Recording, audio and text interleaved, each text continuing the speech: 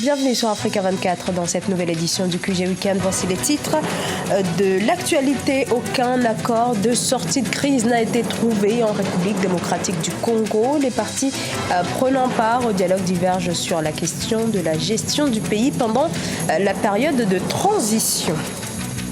Les célébrations de Noël se poursuivent dans le monde entier. C'est le cas notamment en Guinée équatoriale avec la traditionnelle distribution de cadeaux aux enfants défavorisés. Et en Afrique du Sud, un restaurateur du Cap distribue quant à lui des repas aux sans-abri, un soutien et un réconfort pour ces personnes démunies. Malgré 48 heures de négociations, pouvoir et opposition se sont séparés samedi 24 décembre à Kinshasa sans s'être entendus sur un accord pour sortir la République démocratique du Congo de la crise. En effet, plusieurs désaccords persistent. On fait le point dans ce sujet préparé par la rédaction. Les délégués des deux camps ont quitté la salle du centre interdiocésain de Kinshasa peu avant 5h30 ce samedi. Et la conclusion rapide d'un accord pour sortir la République démocratique du Congo de la crise n'a pas été formulée après une nuit de négociations entre le pouvoir et l'opposition. De deux côtés, on parle des avancées significatives. Cependant, certains points de divergence persistent encore. Au stade actuel, un flou demeure aussi sur ce qui a déjà été obtenu et ce qui reste à aplanir. Tout reste à croire que la gestion de la transition et des institutions pendant la transition constitue la pomme des discordes, bien qu'un compromis a déjà été trouvé sur le président de la République, Joseph Kabila. Les principaux points du protocole d'accord prévoient la tenue d'une élection présidentielle fin 2017 à laquelle le président sortant, Joseph Kabila, n'est pas censé participer. Autre point, l'instauration d'une période de transition politique permettant à l'actuel chef de l'État de rester au pouvoir jusqu'à l'élection de son successeur. Ils peuvent perdre autant de temps, ils peuvent gagner autant de temps qu'ils veulent. À partir du moment où ils ont décidé que les élections se feront en 2017, et nous, on ne croit pas du tout, je peux vous dire tout simplement que connaissant les Congolais, en une année, ils ne pourront pas faire ces élections. Le flou règne toujours sur la suite du programme des négociations. Les discussions sous l'égide de l'Église catholique congolaise devraient reprendre au cours de la semaine du 26 décembre. Plusieurs points doivent en effet être discutés pour ce protocole d'accord qui aurait dû donc être signé ce samedi 24 décembre. Écoutez à ce propos Christophe Lutundula, membre du Rassemblement. Je crois que tous les points ont été traités. Nous avons tracé des perspectives partagées. Mais il y a des détails qu'il faut repréciser pour que nous ayons le même entendement et pour que les choses soient opérationnelles autour de la primature. Il faut repréciser certaines choses. Il y a la forme de l'instrumentum qui va contenir nos conclusions. Il y a également la formulation de certains principes, mais je crois que là, au niveau de formulation, tout est OK. Au Burkina Faso, le CDP, le Congrès pour la démocratie et le progrès, exhorte les autorités à engager un dialogue politique inclusif. Le parti de l'ancien président Blaise Compaoré qui entend également peser sur l'échiquier politique. Un reportage, Jean-Paul Ouedraogo, notre correspondant au Burkina Faso.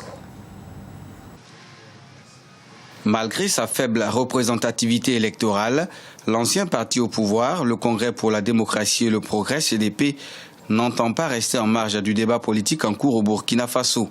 Le jeudi 23 décembre, à l'occasion d'un point de presse qu'il a organisé, le parti, après avoir observé une minute de silence en hommage aux soldats burkinabés tués à Nassumbu, a donné une lecture satisfaisante de sa participation au débat parlementaire en 2016. Cela au lendemain de la clôture le 22 décembre de la deuxième session ordinaire de l'Assemblée nationale. Dans l'ensemble, nous sommes très satisfaits de la participation de nos députés. Nous avons, comme on vous l'a dit, voté contre le budget. Là, c'est une position politique. Et en dehors du budget, les lois, de façon générale, on ne s'est pas opposé. On ne s'est pas opposé parce qu'il faut voir le progrès du pays, le développement du pays. C'est notre pays, là. Toutefois, le parti dénonce le caractère influent de certains commentaires souvent faits par le président de l'Assemblée nationale et qui tendent, selon Alfred Sanou, à influencer le travail des élus. Quant à la critique en cours sur l'état de la nation, C'est un parti qui dit constater également avec les Burkinabés le bilan assez mitigé des 12 premiers mois d'exercice du président Roch Kaboré. Mieux, pour les années à venir, le CDP propose l'organisation d'un véritable dialogue politique inclusif qui implique tous les acteurs et qui permette à la fois de déboucher sur une réconciliation nationale véritable, socle sur lequel les projets de développement devraient se bâtir. Notre comportement, c'est d'être véritablement une opposition modèle qui va tourner une page de notre histoire. Cette page qui doit faire en sorte que demain, que vous soyez à la majorité ou au pouvoir, que vous pensiez plus à être des patriotes. Et les patriotes n'ont pas de camp. Le CDP dit suivre avec acuité les questions tout aussi fondamentales pour le peuple, à l'instar de celles liées à l'emploi des jeunes, à la sécurité nationale et aux travaux de la Commission constitutionnelle. Du reste, il invite à ce propos les autorités à prendre en compte les différentes propositions et suggestions faites par les Burkinabés en vue de mieux faire face aux réalités du moment.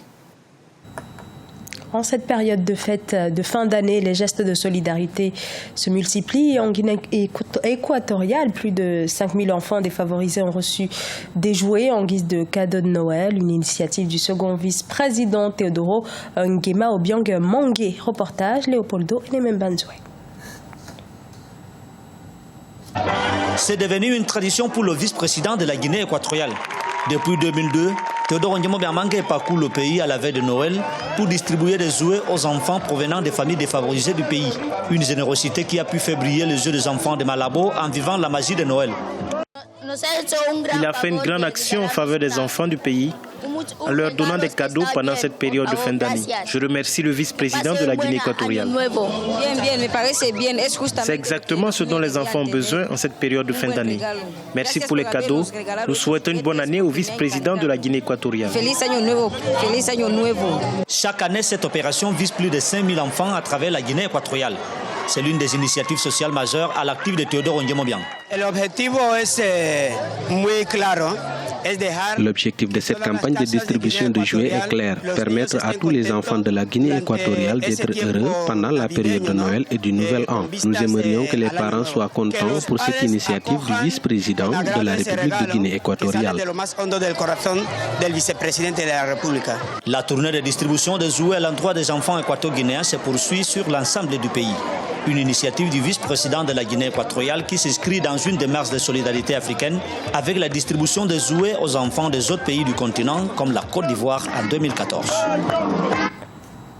Toujours dans cet élan de solidarité en Afrique du Sud, à Cape Town, des buffets gratuits sont organisés pour les personnes sans abri, et cela dans cette ville où les besoins sont immenses. Oumou Kalsumba.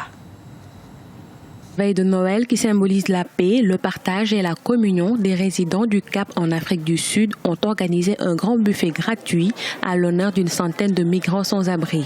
Les bénévoles ont concocté des mets succulents à base de poulet, de pommes de terre, de pâtes et de salades. Issus de milieux défavorisés, ces migrants viennent de la Tanzanie, du Mozambique, du Botswana, de la Zambie ou encore de la République démocratique du Congo.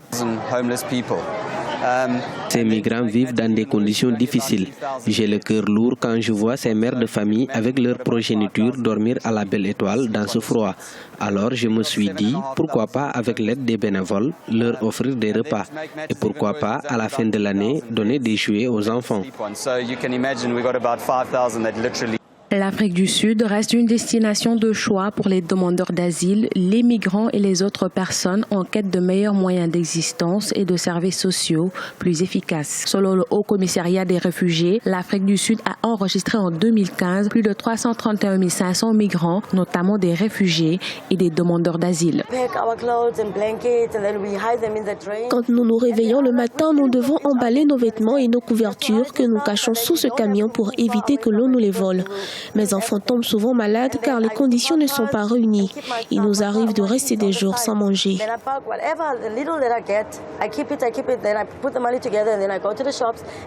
Rappelons que le Parlement sud-africain a adopté le projet de loi sur le statut des réfugiés en 2015. Il s'agit des principes fondamentaux qui régissent la protection des réfugiés, notamment la liberté de circulation, le droit au travail et l'accès aux services sociaux essentiels. Cependant, certains établissements publics ne connaissent pas les permis délivrés aux réfugiés, ce qui les empêche de bénéficier pleinement de ces droits. Ce journal a été réalisé par l'ensemble de la rédaction. Nous vous remercions pour votre fidélité. Dans un instant, une nouvelle édition de l'actualité sur Africa 24.